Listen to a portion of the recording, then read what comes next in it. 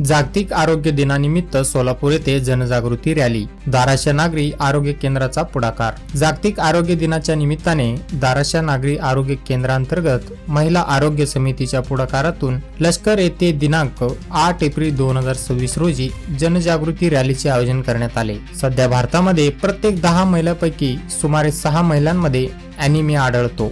ही सामाजिक विकासाच्या दृष्टीने अत्यंत गंभीर बाब आहे। याविषयी महिलांमध्ये वाढत असलेले कॅन्सरचे प्रमाण ही चिंतेचे विषय बनले आहे। महिला आरोग्य समितीच्या बैठकीत या मुद्द्यावर चर्चा होऊन जनजागृतीची गरज अधोरेखित करण्यात आली आणि त्याच पार्श्वभूमीवर या रॅलीचे आयोजन करण्यात आले। या रॅलीत दाराशा नागरी प्राथमिक आरोग्य केंद्रातील महिला आरोग्य समितीच्या सदस्य, सचिव, आशा कार्यकर्त्या तसेच आरोग्य पथकाचे उत्स्फूर्त सहभाग नोंदवला। ॲनिमिया मुक्त सोलापूर आणि कॅन्सर विषयक जनजागृती हा रॅलीचा मुख्य उद्देश होता। रॅली लोधी गल्लीपासून कामाटीपुरापर्यंत करण्यात आली। ॲनिमिया मुक्ती वस्ती, ॲनिमिया मुक्त सोलापूर, व्यसनमुक्त जीवन, कॅन्सर मुक्त भविष्य, कॅन्सर हटाव, जीवन बचाव, लवकर निदान व उत्तम उपचार अशा घोषणांद्वारे नागरिकांमध्ये जनजागृती करण्यात आली। फलक, पोस्टर आणि घोषणा वाक्यांच्या माध्यमातून ॲनिमिया, कॅन्सर तसेच पोषण, स्वच्छता आणि निरोगी जीवनशैली याबाबत महत्त्वपूर्ण माहिती देण्यात आली। स्थानिक नागरिकांनीही या उपक्रमात सकारात्मक प्रतिसाद दिला।